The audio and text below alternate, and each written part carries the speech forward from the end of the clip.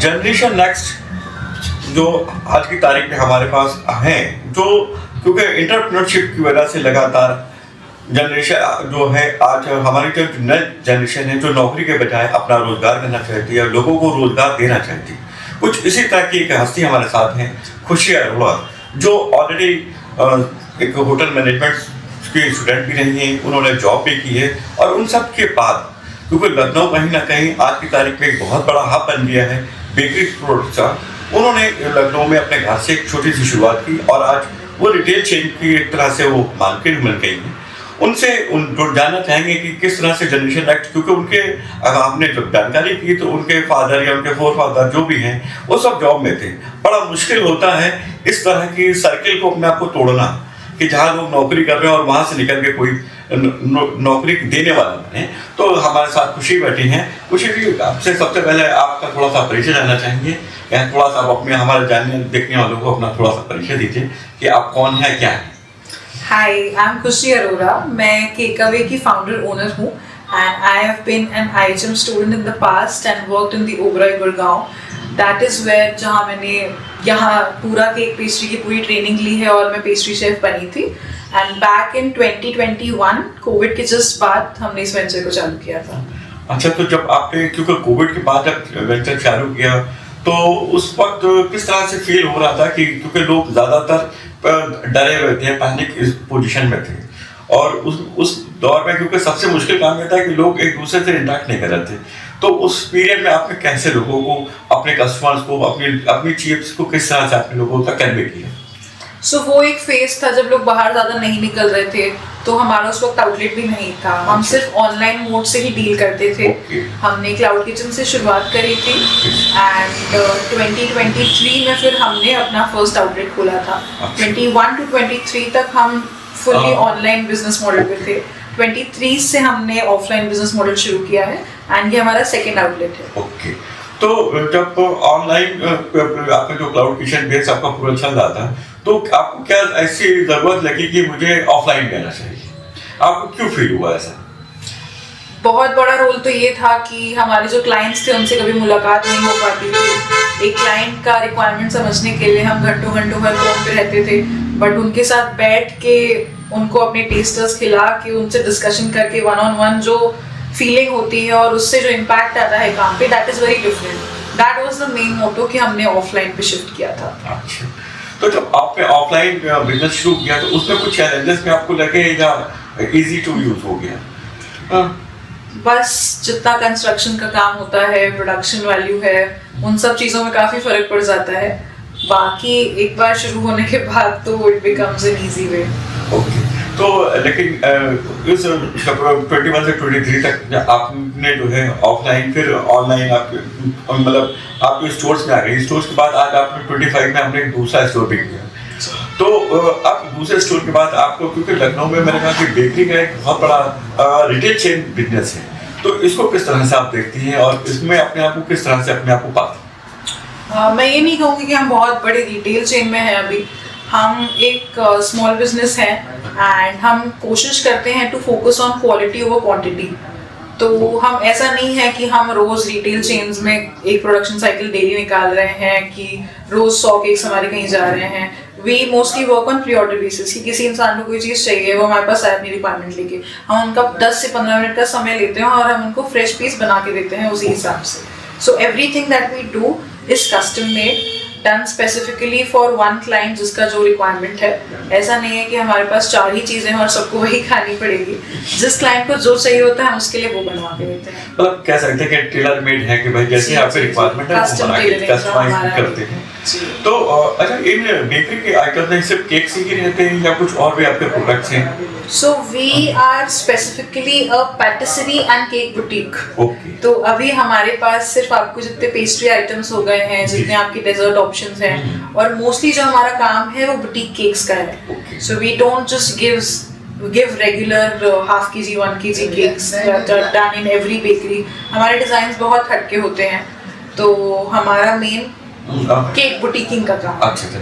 तो बेसिकली मैं केक बुटीकिंग के साथ साथ, क्योंकि अब आपका जो 5 साल का एक्सपीरियंस होता है, कहते हैं ना कि 5 साल में जो एक पौधा होता है वो मजबूत पेड़ बन जाता है। तो मुझे लगता है कि आप एक अच्छा मजबूत पौधा बन गई हैं। तो इसको क्या आपका मतलब क्या ड्रीम्स है, किस तरह से मतलब कि किस तरह से आप इस बिजनेस को एक रिटेल चेन में ले जाना चाहती हैं, या इस बेकरी में ही कुछ और वाइड ट्रेड करना चाहती हैं कि जैसे कि बिस्किट्स हैं या कुछ और भी? नहीं, अभी हम बिस्किट्स वगैरह पे नहीं जाना चाहते हैं। हाँ, हम एक सेवरी मेन्यू जरूर प्लान कर रहे हैं जो हम कमिंग फाइनेंशियल ईयर 26-27 में लाएंगे। वो आप सबको टेस्ट करने को मिलेगा। That will also be something different जो बाकी जगहों पे आपको नहीं मिलता है। वो हम थोड़ा हट के यहाँ पे मेन्यू लाएंगे। तो वो भी चीजें ऐड होंगी फ्यूचर में, but not biscuits and rusks and all. हम बल्क फैक्ट्री सेटअप में नहीं जाएंगे सबसे। नहीं, बेसिकली होता है कि जब क्योंकि आप लखनऊ में हैं और आपने लखनऊ में देखा है कि जितने भी बेकरी ओनर्स हैं या बेकरीज की जो ब्रांड्स हैं वो ऑलरेडी थोड़ा सा वाइड हो गए हैं। उसमें क्योंकि आप बेकरी के साथ साथ बेकरी में बेकरी स्वीट्स भी आ रही हैं। तो अब जैसे अपकमिंग हमारे यहाँ होली आने वाली है तो बेक्ड गुजिया भी मिलने लगी, खासकर बेकरी शॉप से ही हम लोगों को। तो मैं पूछना चाहता हूँ कि जैसे जो फेस्टिवल बेस्ड जो चीजें हैं, क्या उनमें भी कुछ आप एक्सपीरियंस करेंगे, या सिर्फ अभी जो आपका मोटिव है कि सिर्फ नहीं साहब मुझे अभी नहीं करना है, इसी पर ही फोकस करके थोड़ा और आगे बढ़ना है? नहीं, हम अभी उन सब सेक्टर्स में नहीं जाना चाहेंगे। हम इसी पे फोकस करेंगे और इसी को आगे बढ़ाएंगे, क्योंकि मेरा एक थॉट प्रोसेस ये भी है कि जिन चीजों की आपने बात करी, बेक्ड गुजिया हो गई या फिर बेकरी मेड मिठाईज हो गई जो आजकल चल रही है, वो आपको आजकल हर जगह मिल रही है। तो हम वो चीज नहीं करना चाहते जो सब कर रहे हैं। जो हम कर रहे हैं वो कोई और नहीं कर पाए, हम उस पे फोकस रखना चाहते हैं कि we do something different. Okay, मतलब आपका कह रहा है कि हम जो यूनिक हमारी जो एक यूएसपी है बेसिकली हम उसी के ही साथ आगे बढ़ना चाहते हैं। जी बिल्कुल। तो अच्छा ठीक है, इन सब चीज़ों के साथ आपको क्या लगता है कि जिस तरह गवर्नमेंट की जो नई पॉलिसीज आई हैं, जैसे जो भी स्टैंड अप इंडिया है, स्टार्टअप इंडिया है, या इस तरह की जो पॉलिसीज हैं वो किस तरह से आपने इस बीच में, क्योंकि 5 साल के पीरियड में उन पॉलिसीज का क्या कुछ स्टडी किया या उसका भी कुछ फायदा किया, या कुछ उसमें भी जो इंक्यूबेटर सेंटर्स बने हुए उनको भी कुछ आपने कुछ टच किया, या फिर जो आपने अपना एक रास्ता चुना उसी पे आपने? बिल्कुल, जो हमारा फील्ड था वो तो हमने नहीं चेंज किया, बट इस फील्ड में ही आगे बढ़ने में हमें गवर्नमेंट सेक्टर से काफी हेल्प मिली है। हमारा तो इनफैक्ट जब हमने अपना फर्स्ट आउटलेट खोला था उस वक्त हमारा जो एक्सपेंशन था उसमें ही गवर्नमेंट सेक्टर की कुछ सब्सिडीज और कुछ लोन अमाउंट्स का बहुत बड़ा योगदान रहा है। अच्छा। तो किस तरह का आपने गवर्नमेंट की कौन सी स्पॉन्सर स्कीम्स को अवेल किया जिसका आपको फायदा लगा और जिसके बारे में आप लोगों को बताना चाहते हैं? तो हमने एक स्कीम के अंडर लोन लिया था जिसका नाम था PMEGP। ओके। तो that has been very beneficial to us. उसी में हमारा सारा सेटअप वगैरह उसी के थ्रू ही हुआ है। Okay. So that has been very helpful. तो हम कह सकते हैं कि गवर्नमेंट स्पॉन्सर जो बेसिकली केवी ऐसी ये भारत सरकार की स्कीम है का PMEGP prime minister employment generation programme, और उसमें एक बड़ा अच्छा क्या है कि उसमें जो सब्सिडी है वो भी काफी अच्छी मिलती है और वो मुझे लगता है कि काफी बेनिफिशियल हो जाती है एंटरप्रेन्योर के लिए। क्योंकि अच्छा, आपको क्या लगता है जो इंटरेस्ट फ्री लोन, क्योंकि अभी रिसेंटली गवर्नमेंट ने यूपी गवर्नमेंट ने एक पॉलिसी चेंज की है CM युवा हेल्प अभियान के नाम से, CM उद्यमी अभियान के नाम से शुरू किया है, और उसमें भी वो ऑलरेडी स्कीम में जो है वो लोगों को लोन दे रहे हैं, साथ में इंटरेस्ट फ्री दे रहे हैं। सबसे बड़ी चीज़ ये है कि उसमें जितना भी इंटरेस्ट है वो गवर्नमेंट पे कर रही है। साथ ही साथ उन्होंने एक चीज़ और भी रखी है कि 3 साल के बाद अगर आपकी इंडस्ट्री रन करती है, जो भी आपका काम है, तो 50 हज़ार रुपये तक का वो एक अनुदान भी अलग से दे रहे हैं। तो इस तरह की पॉलिसी है, उसके बारे में आप क्या कहना चाहेंगे लोगों से कि आपको अगर आगे बढ़ना है तो किस तरह की पॉलिसियों में वो आगे जाएं गवर्नमेंट स्पॉन्सर स्कीम्स में और उसको अवेल करें, और किस तरह में अपने आपको आगे बढ़ाने के बाद आप क्या कहना चाहेंगे? बिल्कुल, मतलब ये तो मेरा तो एक छोटा सा एग्जांपल है। हमने एक इतने सारे ऑप्शन में से एक हमने जो अवेल की है सुविधा, बट ऐसे ही कई ऑप्शंस हैं जो अवेल हो सकते हैं। अलग अलग इंडस्ट्री के लिए अलग अलग ऑप्शंस हैं। They are all very beneficial according to me. तो अगर तो आपकी PMEGP आपने कब के साल में आपको ये मतलब आपने लोन लिया था इस स्कीम के तहत? हमने 2023 में लिया था। 2023 में। ओके। तो अब तक आपको मुझे लगता है शायद उसमें 3 साल की बॉन्डिंग है, 3 साल के बाद उसमें जो अनुदान है, जो सब्सिडी का कंपोनेंट है वो एकदम से मिल जाता है। तो आपका कितने का लोन सैंक्शन हुआ था अप्रोक्सीमेट? हमारा 19 लाख का लोन था। ओके। तो अच्छा लेकिन उसमें तो शायद एक लिमिट है 50 लाख की। नहीं 50 lakhs is the maximum limit, उससे ज्यादा नहीं आई थिंक, जी, जी, जहाँ तक जी, मेरी जी, नॉलेज हाँ, कह रही है। जी जी I think maximum limit 50 lakhs है, हाँ। बट मिनिमम ऐसा कुछ अच्छा जहाँ तक 19 लाख का आपने जी हमारा 19 अब 19 लाख रुपए का था।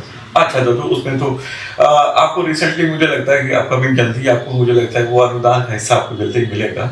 जी 2026 में मिलना चाहिए। अच्छा मुझे मैंने कहा कि वो 3 साल उसका एक्चुअली वो लॉकिंग पीरियड होता है कि उसमें 3 साल के बाद जब तक आपकी इंडस्ट्री नहीं करती है तो उसके बाद सरकार कहती है कि भाई ठीक है 25%। अब मुझे लगता है वुमेन से तो आपको शायद कुछ ज़्यादा होगा 5 या 10% एक्स्ट्रा है। नहीं इसमें ऐसा नहीं था जहाँ तक मेरी नॉलेज अच्छा है। तो बेसिकली एक्चुअली उसमें ये है कि पीएमडीपी स्कीम से जो रूरल एरिया है उसमें थोड़ा सा जो सब्सिडी का कंपोनेंट है थोड़ा ज़्यादा है और साथ ही साथ वुमेन्स का भी थोड़ा कंपोनेंट बढ़ा रखा है उन्होंने।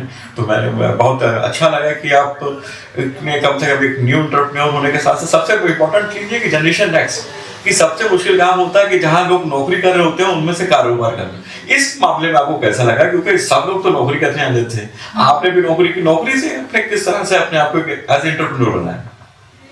बस नौकरी करने का कुछ खास मन नहीं था, अपना ही कुछ काम करना था, उतना तो हमारा फिक्स था, बाकी चलते चलते रास्ता दिखता गया। अच्छा तो अच्छा कुछ चीजें जो गवर्नमेंट की तरफ से जो चीजें होती है जैसे एफएसएसआई की तरफ से जो क्या कोई प्रॉब्लम्स कभी आपको फेस करने को मिली? नहीं कोई प्रॉब्लम्स तो नहीं थी, in fact everything was very smooth. अच्छा सारी काम बहुत ही आसानी से हो जाते हैं, इनफैक्ट आजकल तो ऑनलाइन ही हो जाता है। हमने तो आज तक सही ऑफिस विजिट नहीं किया क्योंकि सब कुछ ऑनलाइन ही सुविधा में पूरा हो गया है, तो उस मामले में भी बहुत आसान रहा सब कुछ।